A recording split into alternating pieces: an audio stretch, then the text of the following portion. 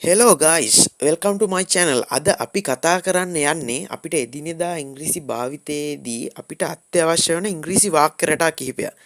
අපි බලමු ඒක one by one. One by one කියන්නේ එකින් එක. Can you do me a favor? මට උදව් කරන්න පුළුවන්ද? Can you do me a favor?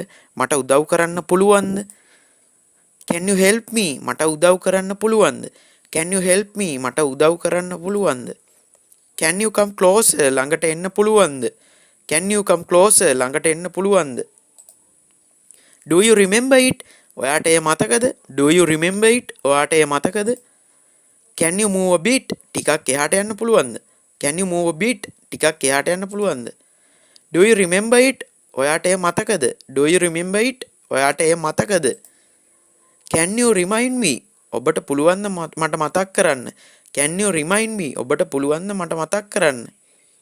Can you please excuse me? කරුණාකරලා මට සමා වෙන්න පුළුවන්ද?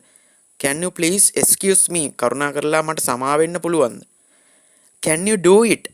ඔයාට ඒක කරන්න පුළුවන්ද? Can you do it? ඔයාට ඒක කරන්න පුළුවන්ද?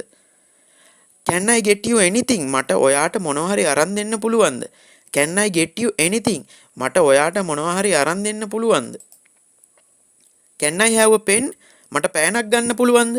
Can I have a pen? මට පෑනක් ගන්න පුළුවන්ද? Can I talk to you for a minute? මට විනාඩියක් ඔයාට කතා කරන්න පුළුවන්ද? Can I talk to you for a minute? මට විනාඩියක් ඔයාට කතා කරන්න පුළුවන්ද? Leave me alone. මට තනියම ඉන්න දීලා යන්න. Leave me alone. මට තනියම ඉන්න දීලා යන්න. Mind your own business. ඔයාගේ වැඩක් බලාගන්න. Mind your own business. ඔයාගේ වැඩක් බලාගන්න. It's better to think about that. ඒක ගැන හිතුවොත් හොඳයි. It's better to think about that. ඒක ගැන හිතුවොත් හොඳයි. It's me. ඒ මම. It's me. ඒ මම. I will take care of this.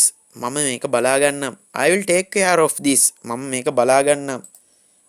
Don't worry. අවුලක් ගන්න එපා. බය වෙන්න එපා. Don't worry. අවුලක් ගන්න එපා. බය වෙන්න එපා. Don't rat me out to him.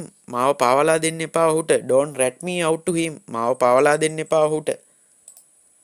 What's going on here? මොනවද මෙතන වෙන්නේ? What's going on here? මොනවද මෙතන වෙන්නේ? Nothing. මොකුත් නැහැ. මේ වගේ අපට ඉංග්ලිෂ් දෛනිකව භාවිතා කරන ඉංග්‍රීසි වාක්‍ය රටා දැනගන්න ඕන නම් මගේ YouTube channel එක subscribe කරලා bell icon එක click කරලා තියාගන්න. ජය වේවා.